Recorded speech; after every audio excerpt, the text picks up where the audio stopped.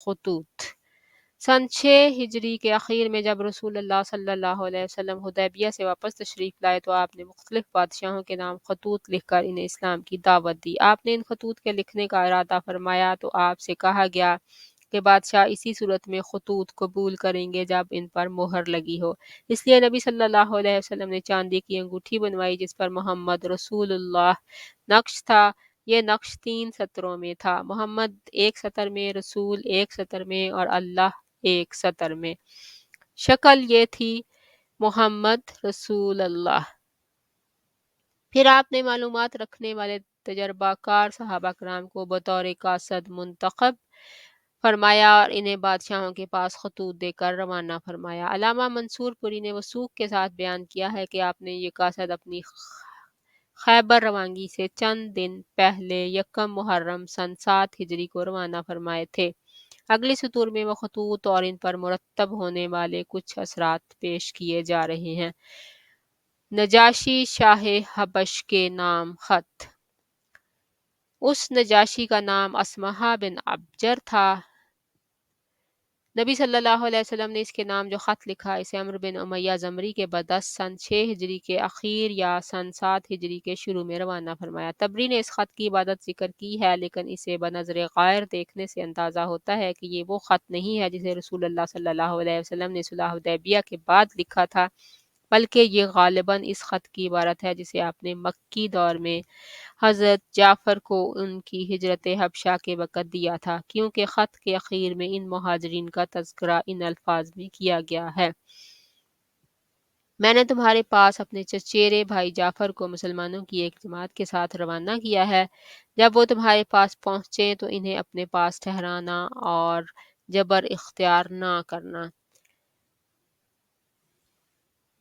بیہقی نے ابن عباس رضی اللہ عنہ سے ایک اور خط کی عبارت روایت کی ہے جسے نبی صلی اللہ علیہ وسلم نے نجاشی کے پاس روانہ کیا تھا۔ اس کا ترجمہ یہ ہے: یہ خط ہے محمد نبی کی طرف سے نجاشی اسہم شاہ حبش کے نام، اس پر سلام جو ہدایت کی پیروی کرے اور اللہ اور اس کے رسول پر ایمان لائے۔ میں شہادت دیتا ہوں کہ اللہ وحدہ لا شریک لہ کے سوا کوئی لائق عبادت نہیں، اس نے کوئی بیوی اختیار کی نہ لڑکا، اور میں اس کی بھی شہادت دیتا ہوں کہ محمد اس کا بندہ اور رسول ہے، اور میں تمہیں اسلام کی دعوت دیتا ہوں کیونکہ میں اس کا رسول ہوں، لہذا اسلام لاؤ سلامت رہو گے۔ اے اہل کتاب، ایک ایسی بات کی طرف آؤ جو ہمارے اور تمہارے درمیان برابر ہے کہ ہم اللہ کے سوا کسی اور کی عبادت نہ کریں، اس کے ساتھ کسی کو شریک نہ ٹھہرائیں اور ہم میں سے بعض کو اللہ کے بجائے رب نہ بنائیں۔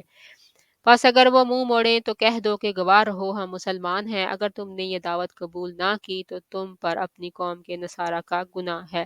ڈاکٹر حمید اللہ صاحب پاریس نے ایک اور خط کی عبارت درج فرمائی ہے جو ماضی قریب میں دستیاب ہوا ہے اور صرف ایک لفظ کے اختلاف کے ساتھ یہی خط علامہ ابن قیم کی کتاب زاد المعاد میں بھی موجود ہے۔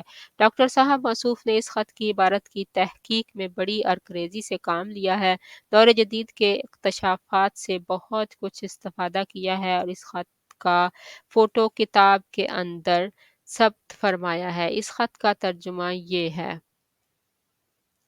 بسم اللہ الرحمن الرحیم، محمد رسول اللہ کی جانب سے نجاشی عظیم حبشہ کے نام، نجاشی عظیم حبشہ کے نام، اس شخص پر سلام جو ہدایت کی پیروی کرے۔ اما بعد، میں تمہاری طرف اللہ کی حمد کرتا ہوں جس کے سوا کوئی معبود نہیں، جو قدوس اور سلام ہے، امن دینے والا، محافظ و نگران ہے، اور میں شہادت دیتا ہوں کہ عیسیٰ ابن مریم اللہ کی روح اور اس کا کلمہ ہے۔ اللہ نے انہیں پاکیزہ اور پاک دامن مریم بتول کی طرف ڈال دیا اور اس کی روح اور پھونک سے مریم عیسیٰ کے لیے حاملہ ہوئی، جیسے اللہ نے آدم کو اپنے ہاتھ سے پیدا کیا۔ میں اللہ وحدہ لا شریک لہ کی جانب اور اس کی اطاعت پر ایک دوسرے کی مدد کی جانب دعوت دیتا ہوں اور اس بات کی طرف بلاتا ہوں کہ تم میری پیروی کرو اور جو کچھ میرے پاس آیا ہے اس پر ایمان لاؤ، کیونکہ میں اللہ کا رسول صلی اللہ علیہ وسلم ہوں، اور میں تمہارے اور تمہارے لشکر کو اللہ عز و جل کی طرف بلاتا ہوں اور میں نے تبلیغ و نصیحت کر دی، لہٰذا میری نصیحت قبول کرو اور اس شخص پر سلام جو ہدایت کی پیروی کرے۔ ڈاکٹر حمید اللہ صاحب نے بڑی یقینی انداز میں کہا ہے کہ یہ وہی خط ہے جسے رسول اللہ صلی اللہ علیہ وسلم نے حدیبیہ کے بعد نجاشی کے پاس روانہ فرمایا تھا۔ جہاں تک اس خط کی استنادی حیثیت کا تعلق ہے تو دلائل پر نظر ڈالنے کے بعد اس کی صحت میں کوئی شبہ نہیں رہتا، لیکن اس بات کی کوئی دلیل نہیں کہ نبی صلی اللہ علیہ وسلم نے حدیبیہ کے بعد یہی خط روانہ فرمایا تھا، بلکہ بیہقی نے جو خط ابن عباس رضی اللہ عنہ کی روایت سے نقل کیا ہے، اس کا انداز ان خطوط سے زیادہ ملتا جلتا ہے جنہیں نبی صلی اللہ علیہ وسلم نے حدیبیہ کے بعد عیسائی بادشاہوں اور امراء کے پاس روانہ فرمایا تھا۔ کیونکہ جس طرح آپ نے ان خطوط میں آیت کریمہ یا اہل الکتاب تعالوا الی کلمۃ السواء کلمۃ السواء الآیہ درج فرمائی تھی، اسی طرح بیہقی کی روایت کردہ خط میں بھی یہ آیت درج ہے۔ علاوہ ازیں اس خط میں صراحتاً اسمہا کا نام بھی موجود ہے، جب ڈاکٹر حمید اللہ صاحب کے نقل کردہ خط میں کسی کا نام نہیں ہے۔ اس لیے میرا گمان غالب یہ ہے کہ ڈاکٹر صاحب کا نقل کردہ خط در حقیقت وہ خط ہے جسے رسول اللہ صلی اللہ علیہ وسلم نے اسمہا کی وفات کے بعد اس کے جانشین کے نام لکھا تھا، اور غالباً یہی سبب ہے کہ اس میں کوئی نام درج نہیں۔ اس ترتیب کی میرے پاس کوئی دلیل نہیں ہے، بلکہ اس کی بنیاد صرف وہ اندرونی شہادتیں ہیں جو ان خطوط کی عبارتوں سے حاصل ہوتی ہیں۔ البتہ ڈاکٹر حمید اللہ صاحب پر تعجب ہے کہ موصوف نے ادھر ابن عباس رضی اللہ عنہ کی روایت سے بیہقی کے نقل کردہ خطوط کو پورے یقین کے ساتھ نبی صلی اللہ علیہ وسلم کا وہ خط قرار دیا ہے جو آپ نے اسمہا کے وفات کے بعد اس کے جانشین کے نام لکھا تھا، حالانکہ اس خط میں صراحت کے ساتھ اسہمہ کا نام موجود ہے۔ واللہ اعلم عند اللہ والعلم عند اللہ۔ بہرحال جب عمرو بن امیہ زمری رضی اللہ عنہ نے نبی صلی اللہ علیہ وسلم کا خط نجاشی کے حوالے کیا تو نجاشی نے اسے لے کر آنکھ پر رکھا اور تخت سے زمین پر اتر آیا اور حضرت جعفر بن ابی طالب کے ہاتھ پر اسلام قبول کیا اور نبی صلی اللہ علیہ وآلہ وسلم کی طرف اس بارے میں خط لکھا جو یہ ہے: بسم اللہ الرحمن الرحیم، محمد رسول اللہ کی خدمت میں نجاشی اسہمہ کی طرف سے۔ اے اللہ کے نبی، آپ پر اللہ کی طرف سے سلام اور اس کی رحمت اور برکت ہو، وہ اللہ جس کے سوا کوئی لائق عبادت نہیں، اما بعد۔ اے اللہ کے رسول، مجھے آپ کا گرامی نامہ ملا جس میں آپ نے عیسیٰ کا معاملہ ذکر کیا ہے۔ خدائے آسمان و زمین کی قسم، آپ نے جو کچھ فرمایا ہے حضرت عیسیٰ اس سے ایک تنکا بڑھ کر نہ تھے، وہ ویسے ہی ہیں جیسے آپ نے ذکر فرمایا ہے۔ پھر آپ نے جو کچھ ہمارے پاس بھیجا ہے ہم نے اسے جانا اور آپ کے چچیرے بھائی اور آپ کے صحابہ کی مہمان نوازی کی، اور میں شہادت دیتا ہوں کہ آپ اللہ کے سچے اور پکے رسول ہیں، اور میں نے آپ سے بیعت کی اور آپ کے چچیرے بھائی سے بیعت کی اور ان کے ہاتھ پر اللہ رب العالمین کے لیے اسلام قبول کیا۔ نبی صلی اللہ علیہ وسلم نے نجاشی سے یہ بھی طلب کیا تھا کہ وہ حضرت جعفر اور دوسرے مہاجرین حبشہ کو روانہ کر دے، چنانچہ اس نے حضرت عمرو بن امیہ زمری کے ساتھ 2 کشتیوں میں ان کی روانگی کا انتظام کر دیا، ایک کشتی کے سوار جس میں حضرت جعفر اور حضرت ابو موسیٰ اشعری اور کچھ دوسرے صحابہ رضی اللہ عنہم تھے، براہ راست خیبر پہنچ کر خدمت نبی میں حاضر ہوئے، اور دوسری کشتی کے سوار جن میں زیادہ تر بال بچے تھے سیدھے مدینہ پہنچے۔ مذکورہ نجاشی نے غزوہ تبوک کے بعد رجب سن 9 ہجری میں وفات پائی۔ نبی صلی اللہ علیہ وسلم نے اس کی وفات ہی کے دن صحابہ کرام کو اس کی موت کی اطلاع دی اور اس پر غائبانہ نماز جنازہ پڑھی۔ اس کی وفات کے بعد دوسرا بادشاہ اس کا جانشین ہو کر سریرائے سلطنت ہوا تو نبی صلی اللہ علیہ وسلم نے اس کے پاس بھی ایک خط روانہ فرمایا، لیکن یہ نامعلوم ہو سکا کہ اس نے اسلام قبول کیا یا نہیں۔ مقوقس شاہ مصر کے نام خط۔ نبی صلی اللہ علیہ وآلہ وسلم نے ایک گرامی نامہ جريح بن مطا کے نام روانہ فرمایا جس کا لقب مقوقس تھا اور جو مصر و سکندریہ کا بادشاہ تھا۔ نامہ گرامی یہ ہے: بسم اللہ الرحمن الرحیم، اللہ کے بندے اور اس کے رسول محمد کی طرف سے مقوقس عظیم قبط کی جانب، اس پر سلام جو ہدایت کی پیروی کرے، اما بعد۔ میں تمہیں اسلام کی دعوت دیتا ہوں، اسلام لاؤ سلامت رہو گے، اور اسلام لاؤ اللہ تمہیں دوہرا اجر دے گا، لیکن اگر تم نے منہ موڑا تو تم پر اہل قبط کا بھی گناہ ہوگا۔ اے اہل قبط، ایک ایسی بات کی طرف آؤ جو ہمارے اور تمہارے درمیان برابر ہے، کہ ہم اللہ کے سوا کسی کی عبادت نہ کریں اور اس کے ساتھ کسی چیز کو شریک نہ ٹھہرائیں، اور ہم میں سے بعض کو اللہ کے بجائے رب نہ بنائیں۔ بس اگر وہ منہ موڑیں تو کہہ دو کہ گواہ رہو ہم مسلمان ہیں۔ اس خط کو پہنچانے کے لیے حضرت حاتب بن ابی بلتہ کا انتخاب فرمایا گیا۔ وہ مکوکس کے دربار میں پہنچے تو فرمایا، اور اس زمین پر تم سے پہلے ایک شخص گزرا ہے جو اپنے آپ کو رب اعلیٰ سمجھتا تھا، اللہ نے اسے آخر و اول کے لیے عبرت بنا دیا۔ پہلے تو اس کے ذریعے لوگوں سے انتقام لیا، پھر خود اس کو انتقام کا نشانہ بنایا، لہٰذا دوسرے سے عبرت پکڑو، ایسا نہ ہو کہ دوسرے تم سے عبرت پکڑیں۔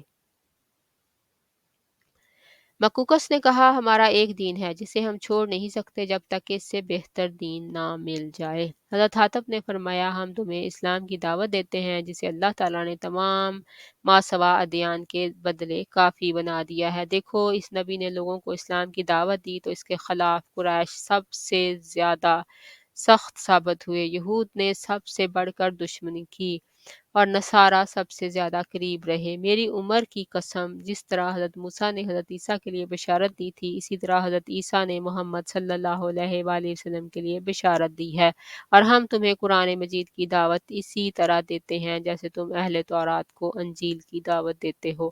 جو نبی جس قوم کو پا جاتا ہے وہ قوم اس کی امت ہو جاتی ہے، اس پر لازم ہو جاتا ہے کہ وہ اس نبی کی اطاعت کرے، اور تم نے اس نبی کا عہد پا لیا ہے، اور پھر ہم تمہیں دین مسیح سے روکتے نہیں ہیں بلکہ ہم تو اسی کا حکم دیتے ہیں۔ مکوکس نے کہا، میں نے اس نبی کے معاملے پر غور کیا تو میں نے پایا کہ وہ کسی ناپسندیدہ بات کا حکم نہیں دیتے اور کسی پسندیدہ بات سے منع نہیں کرتے۔ وہ نہ گمراہ جادوگر ہیں نہ جھوٹے کاہن، بلکہ میں دیکھتا ہوں کہ ان کے ساتھ نبوت کی یہ نشانی ہے کہ وہ پوشیدہ کو نکالتے اور سرگوشی کی خبر دیتے ہیں۔ میں مزید غور کروں گا۔ مکوکس نے نبی صلی اللہ علیہ وسلم کو خط لے کر احترام کے ساتھ ہاتھی دانت کی ایک ڈبیا میں رکھ دیا اور مہر لگا کر اپنی ایک لونڈی کے حوالے کر دیا۔ پھر عربی لکھنے والے ایک کاتب کو بلا کر رسول اللہ صلی اللہ علیہ وسلم کی خدمت میں حسب ذیل خط لکھوایا۔ بسم اللہ الرحمن الرحیم۔ محمد بن عبداللہ کے لیے مکوکس عظیم قبط کی طرف سے، آپ پر سلام۔ اما بعد، میں نے آپ کا خط پڑھا اور اس میں آپ کی ذکر کی ہوئی بات اور دعوت کو سمجھا۔ مجھے معلوم ہے کہ ابھی ایک نبی کی آمد باقی ہے۔ میں سمجھتا تھا کہ وہ شام سے نمودار ہوگا۔ میں نے آپ کے قاصد کا اعزاز و اکرام کیا۔ آپ کی خدمت میں 2 لونڈیاں بھیج رہا ہوں جنہیں قبطیوں میں بڑا مرتبہ حاصل ہے، اور کپڑے بھیج رہا ہوں، اور آپ کی سواری کے لیے ایک خچر بھی ہدیہ کر رہا ہوں، اور آپ پر سلام۔ مکوکس نے اس پر کوئی اضافہ نہیں کیا اور اسلام نہیں لایا۔ دونوں لونڈیاں ماریا اور سیریں تھیں۔ خچر کا نام دلدل تھا جو حضرت معاویہ کے زمانے تک باقی رہا۔ نبی صلی اللہ علیہ وسلم نے ماریا کو اپنے پاس رکھا، اور انہی کے بطن سے نبی صلی اللہ علیہ وسلم کے صاحبزادے ابراہیم پیدا ہوئے، اور سیریں کو حضرت حسان بن ثابت انصاری کے حوالے کر دیا۔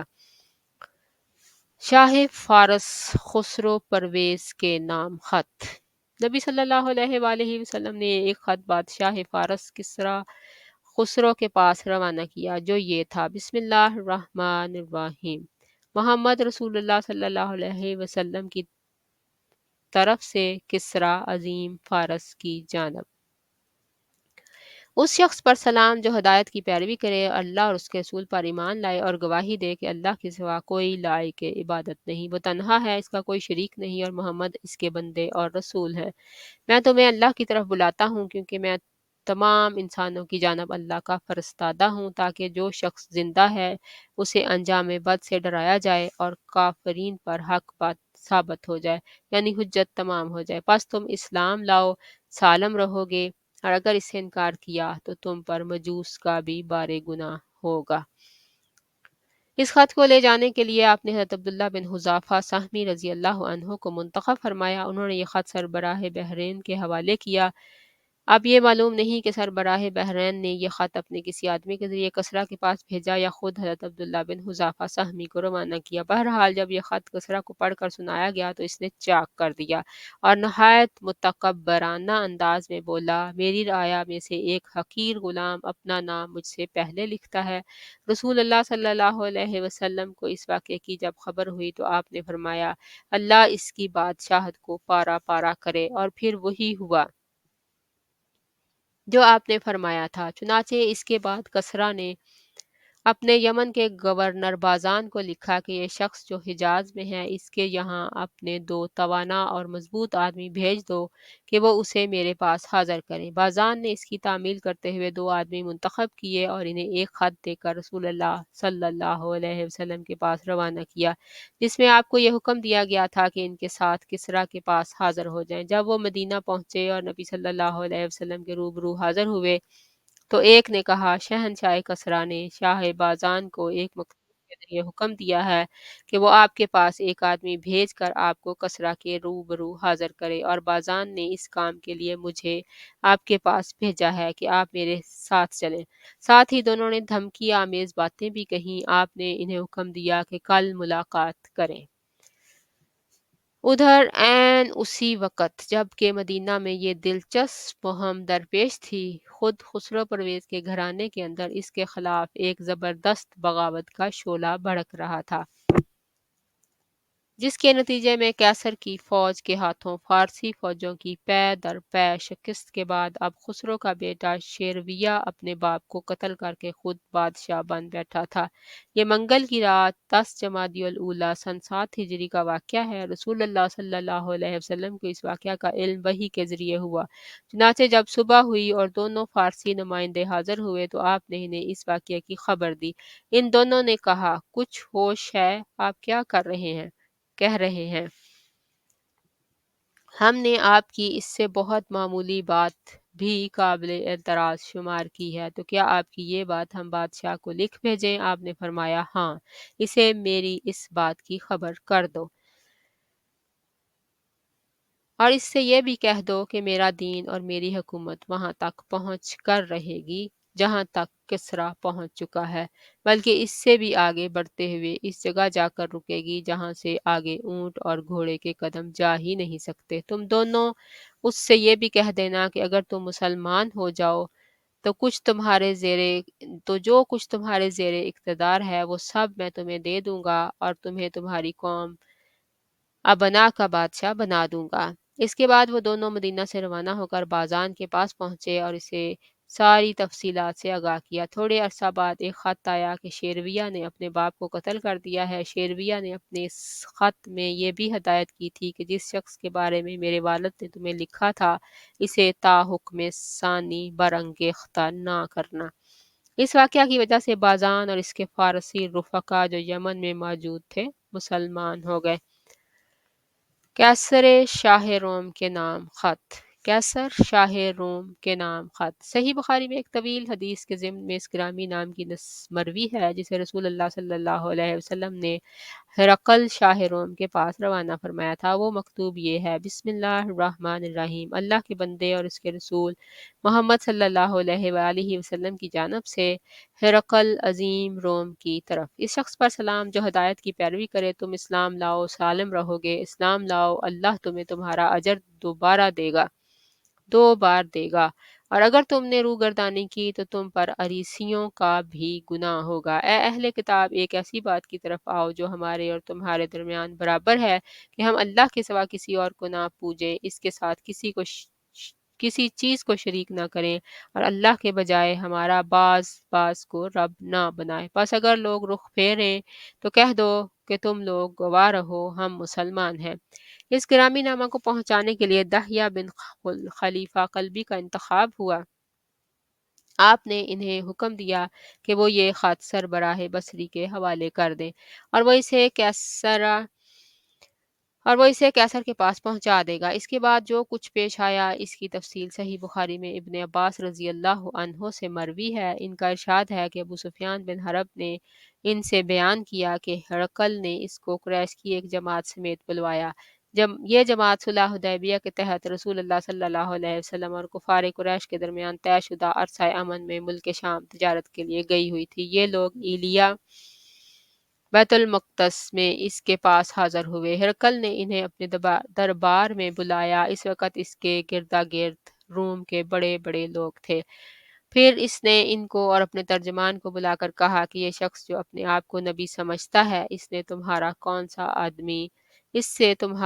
سا آدمی سب سے زیادہ قریبی نسبی تعلق رکھتا ہے؟ ابو سفیان کا بیان ہے کہ میں نے کہا میں اس کا سب سے زیادہ قریب النسب ہوں۔ ہرقل نے کہا اسے میرے قریب کر دو اور اس کے ساتھیوں کو بھی قریب کر کے اس کی پشت کے پاس بٹھا دو۔ اس کے بعد ہرقل نے اپنے ترجمان سے کہا کہ میں اس شخص سے اس آدمی نبی صلی اللہ علیہ وسلم کے متعلق سوالات کروں گا، اگر یہ جھوٹ بولے تو تم لوگ اسے جھٹلا دینا۔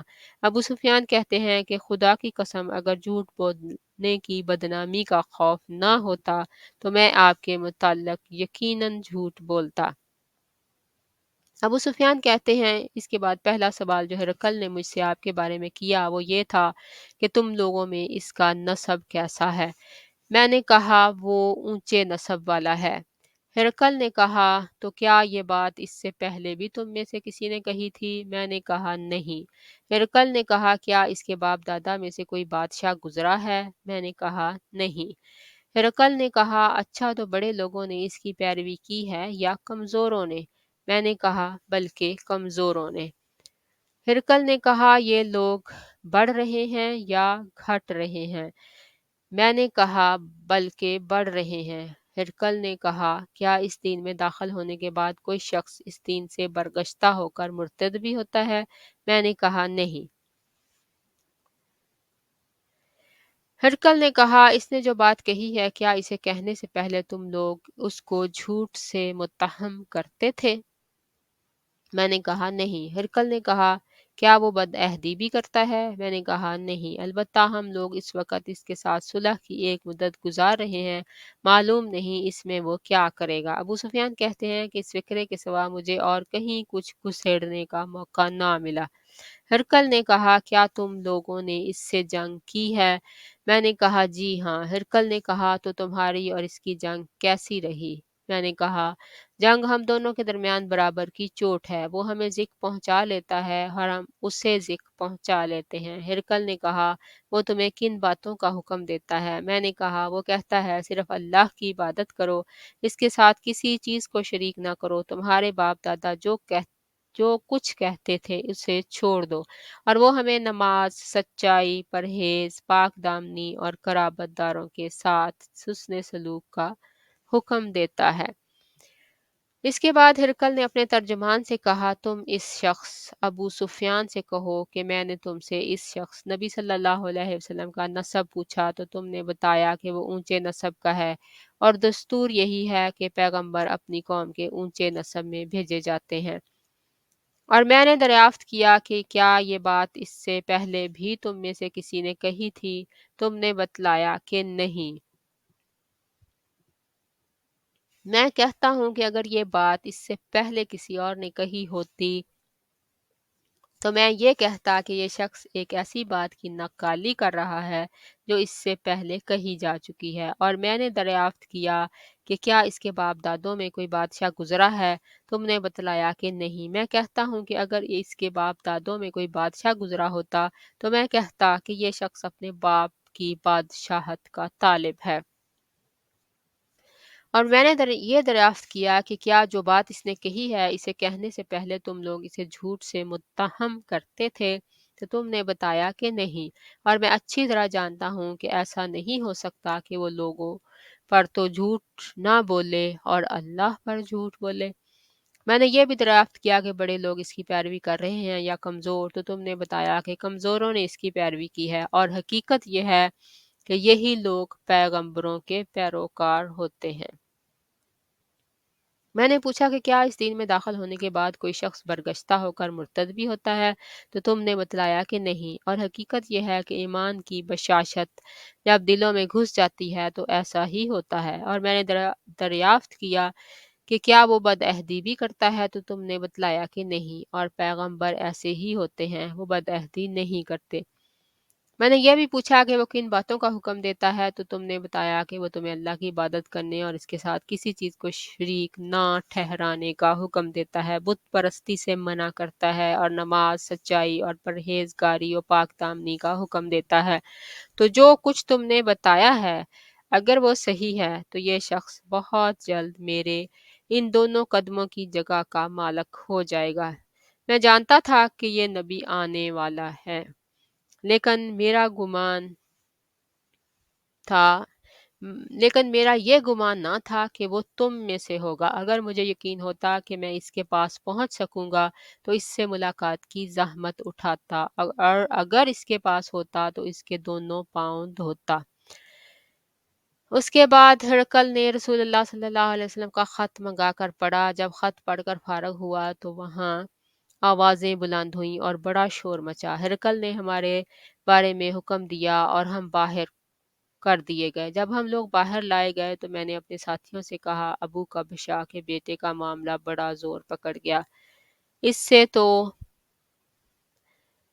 بنو ظفر رومیوں کا بادشاہ ڈرتا ہے۔ اس کے بعد مجھے برابر یقین رہا کہ رسول اللہ صلی اللہ علیہ وسلم کا دین غالب آ کر رہے گا، یہاں تک کہ اللہ نے میرے اندر اسلام کو جاگزیں کر دیا۔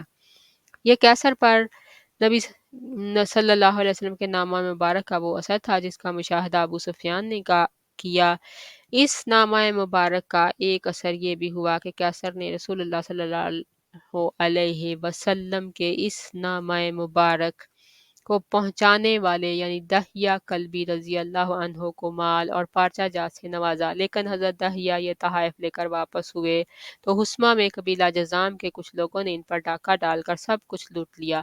حضرت دحیہ مدینہ پہنچے تو اپنے گھر کے بجائے سیدھے خدمت نبی میں حاضر ہوئے اور سارا ماجرا کہہ سنایا۔ تفصیل سن کر رسول اللہ صلی اللہ علیہ وسلم نے حضرت زید بن حارثہ کی سرکردگی میں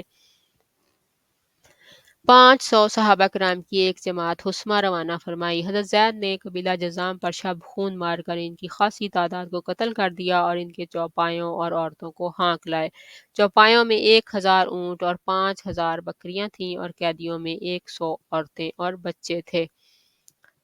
چونکہ نبی صلی اللہ علیہ وآلہ وسلم اور قبیلہ جذام میں پہلے سے مصالحت کا عہد چلا آ رہا تھا، اس لیے اس قبیلہ کے ایک سردار زید بن رفاعہ جذامی نے جھٹ نبی صلی اللہ علیہ وسلم کی خدمت میں احتجاج و فریاد کی۔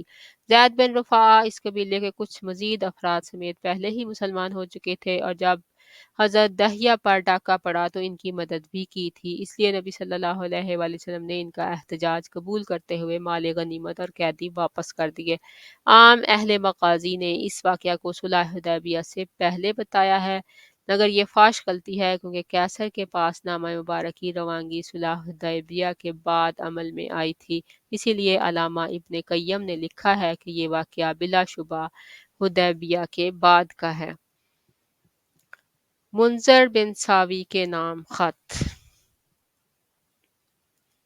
نبی صلی اللہ علیہ وسلم نے ایک خط منذر بن ساوی حاکم بحران کے پاس لکھ کر اسے بھی اسلام کی دعوت دی اور اس خط کو حضرت علا بن الحضرمی رضی اللہ عنہ کے ہاتھوں روانہ فرمایا۔ جواب میں منذر نے رسول اللہ صلی اللہ علیہ وسلم کو لکھا، اما بعد، اے اللہ کے رسول، میں نے آپ کا خط اہل بحرین کو پڑھ کر سنا دیا۔ بعض لوگوں نے اسلام کو محبت اور پاکیزگی کی نظر سے دیکھا اور اس کے حلقہ بگوش ہو گئے، اور بعض نے پسند نہیں کیا، اور میری زمین میں یہود اور مجوس بھی ہیں، لہٰذا آپ اس بارے میں اپنا حکم صادر فرمائیے۔ اس کے جواب میں رسول اللہ صلی اللہ علیہ وسلم نے یہ خط لکھا، بسم اللہ الرحمن الرحیم، محمد رسول اللہ کی جانب سے منذر بن ساوی کی طرف، تم پر سلام ہو، میں تمہارے ساتھ اللہ کی حمد کرتا ہوں جس کے سوا کوئی لائق عبادت نہیں، اور میں شہادت دیتا ہوں کہ محمد اللہ کے بندے اور رسول ہیں۔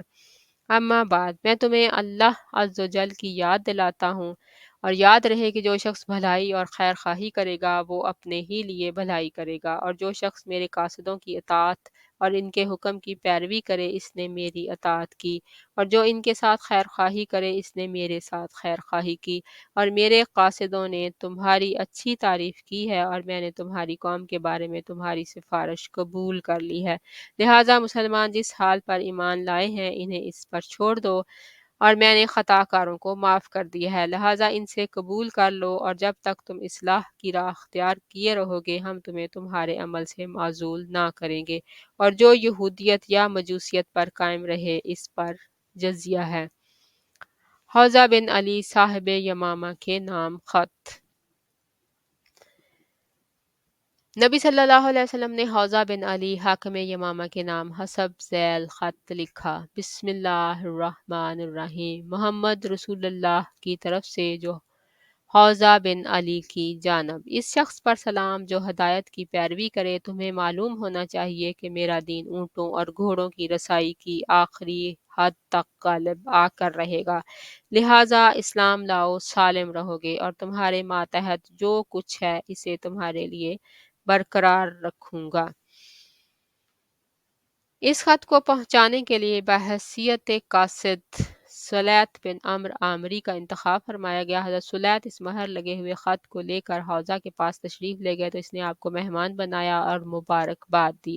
حضرت سلیط نے اسے خط پڑھ کر سنایا تو اس نے درمیانی قسم کا جواب دیا اور نبی صلی اللہ علیہ وسلم کی خدمت میں یہ لکھا: آپ جس چیز کی دعوت دیتے ہیں اس کی بہتری اور عمدگی کا کیا پوچھنا، اور عرب پر میری ہیبت بیٹھی ہوئی ہے، اس لیے کچھ کار پردازی میرے ذمہ کر دیں، میں آپ کی پیروی کروں گا۔ اس نے حضرت سلیط کو تحائف بھی دیے اور حجر کا بنا ہوا کپڑا بھی دیا۔ حضرت سلیط یہ تحائف لے کر خدمت نبی میں واپس آئے اور ساری تفصیلات گوشت گزار کی۔ نبی صلی اللہ علیہ وسلم نے اس کا خط پڑھ کر فرمایا: اگر وہ زمین کا ایک ٹکڑا بھی مجھ سے طلب کرے گا تو میں اسے نہ دوں گا، وہ خود بھی تباہ ہوگا اور جو کچھ اس کے ہاتھ میں ہے وہ بھی تباہ ہوگا۔ پھر جب رسول اللہ صلی اللہ علیہ وسلم نے فتح مکہ سے واپس تشریف لائے تو حضرت جبرائیل علیہ السلام نے یہ خبر دی کہ حوزہ کا انتقال ہو چکا ہے۔ نبی صلی اللہ علیہ وسلم نے فرمایا: سنو، یمامہ میں ایک کذاب نمودار ہونے والا ہے جو میرے بعد قتل کیا جائے گا۔ ایک کہنے والے نے کہا: یا رسول اللہ، اسے کون قتل کرے گا؟ آپ نے فرمایا: تم اور تمہارے ساتھی، اور واقعتاً ایسا ہی ہوا۔ حارث بن ابی شمر غسانی حاکم دمشق کے نام خط۔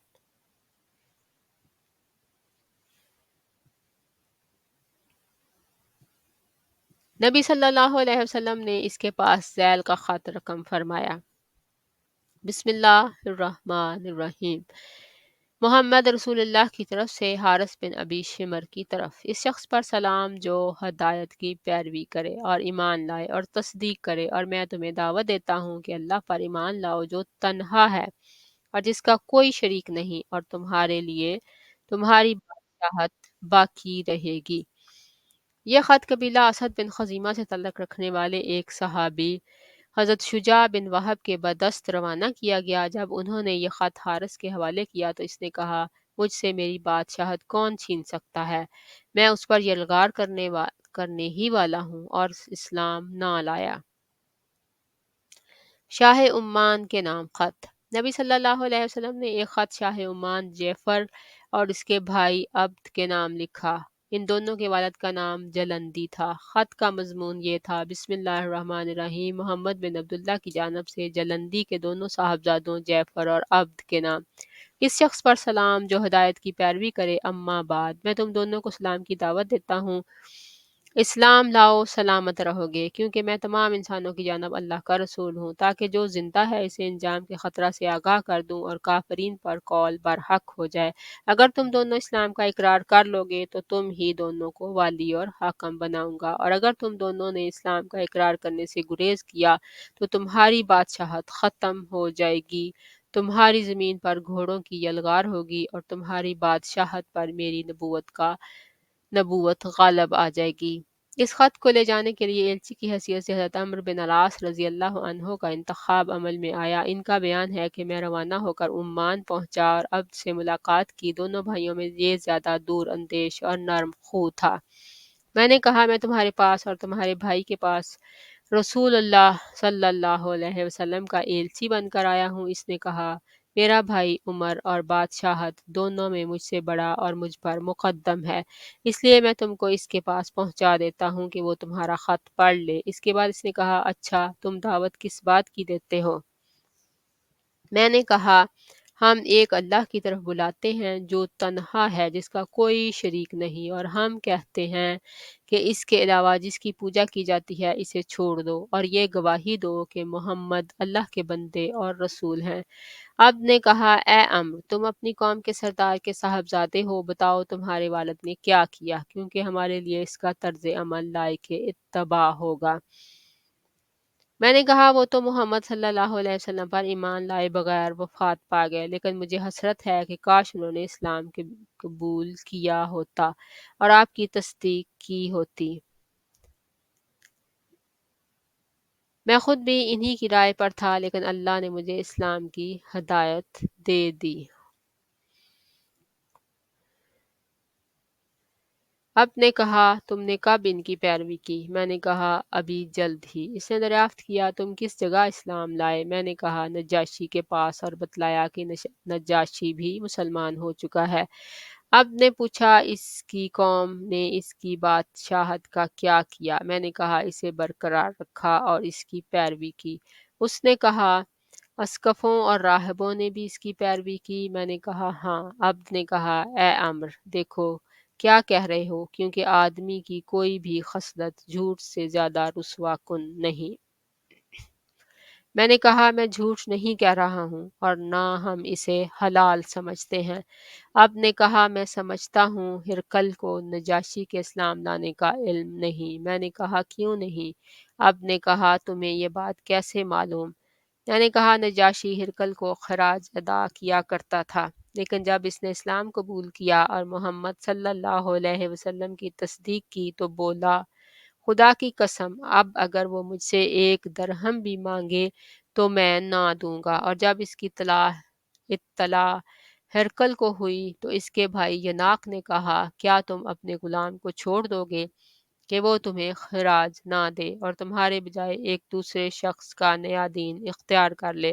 ہرقل نے کہا، یہ ایک آدمی ہے جس نے ایک دین کو پسند کیا اور اسے اپنے لیے اختیار کر لیا، اب میں اس کا کیا کر سکتا ہوں؟ خدا کی قسم، اگر مجھے اپنی بادشاہت کی ہرس نہ ہوتی تو میں بھی وہی کرتا جو اس نے کیا ہے۔ اب نے کہا، عمرو، دیکھو کیا کہہ رہے ہو؟ میں نے کہا، واللہ میں تم سے سچ کہہ رہا ہوں۔ اب نے کہا، اچھا مجھے بتاؤ وہ کس بات کا حکم دیتے ہیں اور کس چیز سے منع کرتے ہیں؟ میں نے کہا، اللہ عز و جل کی اطاعت کا حکم دیتے ہیں اور اس کی نافرمانی سے منع کرتے ہیں، نیکی اور صلہ رحمی کا حکم دیتے ہیں اور ظلم و زیادتی، زناکاری، شراب نوشی اور پتھر، بت اور صلیب کی عبادت سے منع کرتے ہیں۔ عبد نے کہا، یہ کتنی اچھی بات ہے جس کی طرف بلاتے ہیں، اگر میرا بھائی بھی اس بات پر میری مطابقت کرتا تو ہم لوگ سوار ہو کر چل پڑتے یہاں تک کہ محمد صلی اللہ علیہ وسلم پر ایمان لاتے اور ان کی تصدیق کرتے، لیکن میرا بھائی اپنی بادشاہت کا اس سے کہیں زیادہ حریص ہے کہ اسے چھوڑ کر کسی کا تابع فرمان بن جائے۔ میں نے کہا، اگر وہ اسلام قبول کر لے تو رسول اللہ صلی اللہ علیہ وسلم اس کی قوم پر اس کی بادشاہت برقرار رکھیں گے، البتہ ان کے مالداروں سے صدقہ لے کر فقیروں پر تقسیم کر دیں گے۔ اب نے کہا، یہ تو بڑی اچھی بات ہے، اچھا بتاؤ صدقہ کیا ہے؟ جواب میں نے مختلف اموال کے اندر رسول اللہ صلی اللہ علیہ وسلم کے مقرر کیے ہوئے صدقات کی تفصیل بتائی۔ جب اونٹ کی باری آئی تو وہ بولا، اے عمرو، ہمارے ان مویشیوں میں سے بھی صدقہ لیا جائے گا جو خود ہی درخت چر لیتے ہیں؟ میں نے کہا، ہاں۔ عبداللہ نے کہا، عبد نے کہا، واللہ میں نہیں سمجھتا کہ میری قوم اپنے ملک کی وسعت اور تعداد کی کثرت کے باوجود اس کو مان لے گی۔ حضرت عمرو بن عاص کا بیان ہے کہ میں اس کی ڈیڑھی میں چند دن ٹھہرا رہا، وہ اپنے بھائی کے پاس جا کر میری ساری باتیں بتاتا رہتا تھا۔ پھر ایک دن اس نے مجھے بلایا اور میں اندر داخل ہوا، چوبداروں نے میرے بازو پکڑ لیے، اس نے کہا، چھوڑ دو، اور مجھے چھوڑ دیا گیا۔ میں نے بیٹھنا چاہا تو چوبداروں نے مجھے بیٹھنے نہ دیا۔ میں نے بادشاہ کی طرف دیکھا تو اس نے کہا، اپنی بات کہو۔ میں نے سر بمہر خط اس کے حوالے کر دیا، اس نے مہر توڑ کر خط پڑھا، جب پورا خط پڑھ چکا تو اپنے بھائی کے حوالے کر دیا۔ بھائی نے بھی اسی طرح پڑھا، مگر میں نے دیکھا کہ اس کا بھائی اس سے زیادہ نرم دل ہے۔ بادشاہ نے پوچھا، مجھے بتاؤ قریش نے کیا روش اختیار کی ہے؟ میں نے کہا، سب ان کے اطاعت گزار ہو گئے ہیں، کوئی دین سے رغبت کی بنا پر اور کوئی تلوار سے خوف زدہ ہو کر۔ بادشاہ نے پوچھا ان کے ساتھ کون لوگ ہیں؟ میں نے کہا سارے لوگ ہیں، انہوں نے اسلام کو برضا و رغبت قبول کر لیا ہے اور اسے تمام دوسری چیزوں پر ترجیح دی ہے۔ انہیں اللہ کی ہدایت اور اپنی عقل کی رہنمائی سے یہ بات معلوم ہو گئی ہے کہ وہ گمراہ تھے۔ اب اس علاقہ میں میں نہیں جانتا کہ تمہارے سوا کوئی اور باقی رہ گیا ہے، اور اگر تم نے اسلام قبول نہ کیا اور محمد صلی اللہ علیہ وسلم کی پیروی نہ کی تو تمہیں سوار روند ڈالیں گے اور تمہاری ہریالی کا صفایا کر دیں گے، اس لیے اسلام قبول کر لو، سلامت رہو گے، اور رسول اللہ صلی اللہ علیہ وسلم تم کو تمہاری قوم کا حکمران بنا دیں گے، تم پر نہ سوار داخل ہوں گے نہ پیادے۔ بادشاہ نے کہا مجھے آج چھوڑ دو اور کل پھر آؤ۔ اس کے بعد میں اس کے بھائی کے پاس واپس گیا، اس نے کہا عمرو مجھے امید ہے کہ اگر بادشاہت کی حرص غالب نہ آئی تو وہ اسلام قبول کر لے گا۔ دوسرے دن پھر بادشاہ کے پاس گیا لیکن اس نے اجازت دینے سے انکار کر دیا، اس لیے میں اس کے بھائی کے پاس واپس آ گیا اور بتلایا کہ بادشاہ تک میری رسائی نہ ہو سکی۔ بھائی نے مجھے اس کے یہاں پہنچا دیا، اس نے کہا میں نے تمہاری دعوت پر غور کیا، اگر میں بادشاہت ایک ایسے آدمی کے حوالے کر دوں جس کے شاہ سوار یہاں پہنچے بھی نہیں تو میں عرب میں سب سے کمزور سمجھا جاؤں گا، اور اگر اس کے شاہ سوار یہاں پہنچ آئے تو ایسا رن پڑے گا کہ انہیں کبھی اس سے سابقہ نہ پڑا ہوگا۔ میں نے کہا اچھا تو میں کل واپس جا رہا ہوں۔ جب اسے میری واپسی کا یقین ہو گیا تو اس نے بھائی سے خلوت میں بات کی اور بولا یہ پیغمبر جن پر غالب آ چکا ہے ان کے مقابل ہماری کوئی حیثیت نہیں۔ اس نے جس کسی کے پاس بھی پیغام بھیجا ہے اس نے دعوت قبول کر لی ہے، لہٰذا دوسرے دن صبح ہی مجھے بلوایا گیا اور بادشاہ اور اس کے بھائی دونوں نے اسلام قبول کر لیا اور نبی صلی اللہ علیہ وسلم کی تصدیق کی اور صدقہ وصول کرنے اور لوگوں کے درمیان فیصلے کرنے کے لیے مجھے آزاد چھوڑ دیا، اور جس کسی نے میری مخالفت کی اس کے خلاف میرے مددگار ثابت ہوئے۔ اللہ اکبر۔ اس واقعے کے سیاق سے معلوم ہوتا ہے کہ بقیہ بادشاہوں کی بنسبت ان دونوں کے پاس خط کی روانگی خاصی تاخیر سے عمل میں آئی تھی، غالباً یہ فتح مکہ کے بعد کا واقعہ ہے۔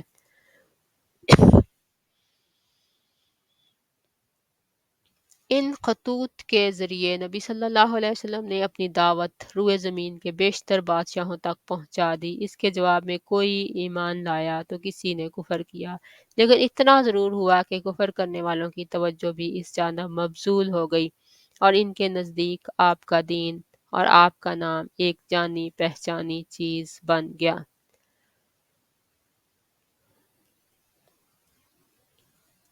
صلح حدیبیہ کے بعد کی فوجی سرگرمیاں، غزوہ غابہ یا غزوہ ذی کرت۔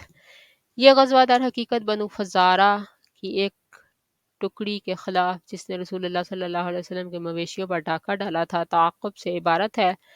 حدیبیہ کے بعد اور خیبر سے پہلے یہ پہلا اور واحد غزوہ ہے جو رسول اللہ صلی اللہ علیہ وسلم کو پیش آیا۔ امام بخاری نے اس کا باب منعقد کرتے ہوئے بتایا ہے کہ یہ خیبر سے صرف 3 روز پہلے پیش آیا تھا، اور یہی بات اس غزوے کے خصوصی کار پرداز حضرت سلمہ بن اقویٰ رضی اللہ عنہ سے بھی مروی ہے۔ ان کی روایت صحیح مسلم میں دیکھی جا سکتی ہے۔ جمہور اہل مغازی کہتے ہیں کہ یہ واقعات صلح حدیبیہ سے پہلے کا ہے، لیکن جو بات صحیح میں بیان کی گئی ہے اس اہل مغازی کے بیان کے مطابق وہی زیادہ صحیح ہے۔ اس غزوہ کے ہیرو حضرت سلمہ بن اقویٰ رضی اللہ عنہ سے جو روایات مروی ہیں ان کا خلاصہ یہ ہے کہ نبی صلی اللہ علیہ وسلم اپنی دودھیل اونٹنیاں اپنے غلام رباح اور ایک چرواہے کے ہمراہ چرنے کے لیے بھیجی تھیں، اور میں بھی ابو طلحہ کا گھوڑا لیے ان کے ساتھ تھا کہ اچانک صبح دم عبد الرحمن فرازی نے اونٹنیوں پر چھاپا مارا اور ان سب کو ہانک لے گیا اور چرواہے کو قتل کر دیا۔ میں نے کہا رباح یہ گھوڑا لو، اسے ابو طلحہ تک پہنچا دو اور رسول اللہ صلی اللہ علیہ وسلم کو خبر کر دو، اور خود میں نے ایک ٹیلے پر کھڑے ہو کر مدینہ کی طرف رخ کیا اور 3 بار پکار لگائی یا صباحا، ہائے صبح کا حملہ۔ پھر میں حملہ آوروں کے پیچھے چل نکلا، ان پر تیر برساتا جاتا تھا اور یہ رجز پڑتا جاتا تھا۔ میں اقوا کا بیٹا ہوں اور آج کا دن دودھ پینے والے کا دن ہے، یعنی آج پتہ لگ جائے گا کس نے اپنی ماں کا دودھ پیا ہے۔ سلمہ بن اقوا کہتے ہیں کہ بخدا میں انہیں مسلسل تیروں سے چھلنی کرتا رہا۔ جب کوئی سوار میری طرف پلٹ کر آتا تو میں کسی درخت کی اوٹ میں بیٹھ جاتا، پھر اسے تیر مار کر زخمی کر دیتا، یہاں تک کہ جب یہ لوگ پہاڑ کے تنگ راستے میں داخل ہوئے تو میں پہاڑ پر چڑھ گیا اور پتھروں سے ان کی خبر لینے لگا۔ اس طرح میں نے مسلسل ان کا پیچھا کیے رکھا، یہاں تک کہ رسول اللہ صلی اللہ علیہ وسلم کی جتنی بھی اونٹنیاں تھیں میں ان سب کو اپنے پیچھے چھوڑ گیا اور ان لوگوں نے میرے لیے ان سب کو آزاد چھوڑ دیا، لیکن میں نے پھر بھی ان کا پیچھا جاری رکھا اور ان پر تیر برساتا رہا، یہاں تک کہ بوجھ کم کرنے کے لیے انہوں نے 30 سے زیادہ چادریں اور 30 سے زیادہ نیزے پھینک دیے۔ وہ لوگ جو کچھ بھی پھینکتے تھے میں اس پر بطور نشان تھوڑے سے پتھر ڈال دیتا تھا تاکہ رسول اللہ صلی اللہ علیہ وسلم اور ان کے رفقا پہچان لیں کہ یہ دشمن سے چھینا ہوا مال ہے۔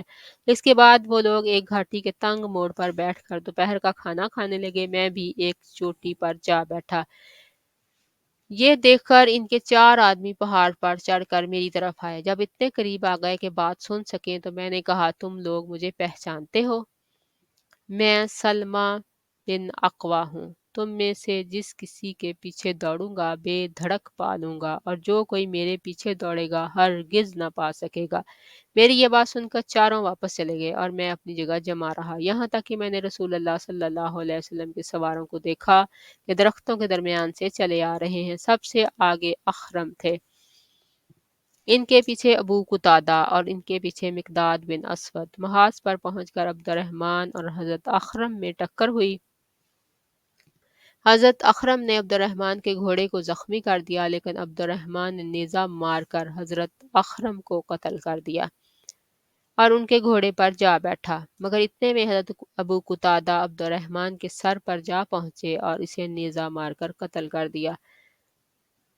بقیہ حملہ آور پیٹھ پھیر کر بھاگے اور ہم نے انہیں کھدیڑنا شروع کیا۔ میں ان کے پیچھے پیدل دوڑ رہا تھا۔ سورج ڈوبنے سے کچھ پہلے ان لوگوں نے اپنا رخ ایک گھاٹی کی طرف موڑا جس میں ذی کرت نام کا ایک چشمہ تھا۔ یہ لوگ پیاسے تھے اور وہاں پانی پینا چاہتے تھے، لیکن میں نے انہیں چشمے سے پرے ہی رکھا اور وہ ایک قطرہ بھی نہ چکھ سکے۔ رسول اللہ صلی اللہ علیہ وسلم اور شاہ سوار صحابہ دن ڈوبنے کے بعد میرے پاس پہنچے۔ میں نے عرض کیا، یا رسول اللہ، یہ سب پیاسے تھے، اگر آپ مجھے 100 آدمی دے دیں تو میں زین سمیت ان کے تمام گھوڑے چھین لوں اور ان کی گردنیں پکڑ کر حاضر خدمت کر دوں۔ آپ نے فرمایا، اقوا کے بیٹے، تم قابو پا گئے ہو تو اب ذرا نرمی برتو۔ پھر آپ نے فرمایا کہ اس وقت بنو غطفان میں ان کی مہمان نوازی کی جا رہی ہے۔ اس غزوے پر رسول اللہ صلی اللہ علیہ وسلم نے تبصرہ کرتے ہوئے فرمایا، آج ہمارے سب سے بہتر شاہ سوار ابو قتادہ اور سب سے بہتر پیادہ سلمہ ہیں، اور آپ نے مجھے 2 حصے دیے، ایک پیادہ کا حصہ اور ایک شاہ سوار کا حصہ، اور مدینہ واپس ہوتے ہوئے مجھے یہ شرف بخشا کہ اپنی عذبہ نامی اونٹنی پر اپنے پیچھے سوار فرما لیا۔ اس غزوے کے دوران رسول اللہ صلی اللہ علیہ وسلم نے مدینہ کا انتظام حضرت ابن ام مکتوم کو سونپا تھا اور اس غزوے کا پرچم حضرت مقداد بن عمرو رضی اللہ عنہ کو عطا فرمایا تھا۔